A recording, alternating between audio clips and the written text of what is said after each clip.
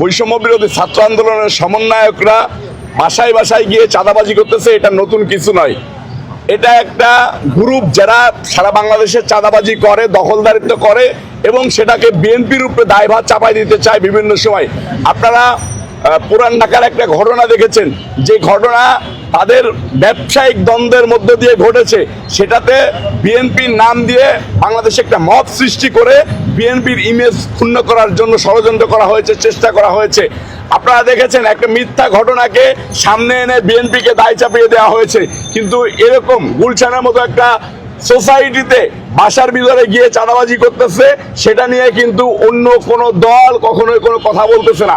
তার মানে এই চাঁদাবাজদের পৃষ্ঠপোষকতায় সরকার নীরব রয়েছে বলে আমরা মনে করছি। বাকিনা বহুত দিন পর একটা হাসা কথা কইছে রে, এনসিপি আসলে আপনারা যারা ভাবতে পারতেছেন না, এনসিপি কিন্তু আসলে এটা সত্য যে মানে এই বৈষম্য বিরোধী ছাত্র আন্দোলনের যে মুখ্য সমন্বয়ক যারা আছে এরা কিন্তু কোটি কোটি টাকা চাঁদাবাজি করতেছে, ঠিক আছে।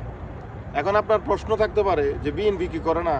বিএনপি করলে আমার কাছে তেমন একটা মানে আমার মনে কষ্ট জানা কি লেগে জানেনি, কারণ ক্ষমতাসীন যারা ছিলেন ক্ষমতায় ওদের আমলে বিএনপি ওদের অনেক মামলা হামলার শিকার হয়েছে, নির্যাতিত হয়েছে।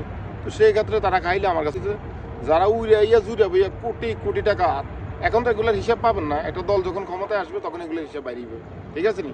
যাই হোক, বহুত দিন পর বাগিনা নয়ন তুমি একটা হাসা কথা কইছো, এই বাগিনার একটা ব্ল্যাক কপি দেয়, ঠিক আছে আমি বিল দিতেছি, বাগিনা ব্ল্যাক কপি আসতেছি, ঠিক আছে, ধন্যবাদ।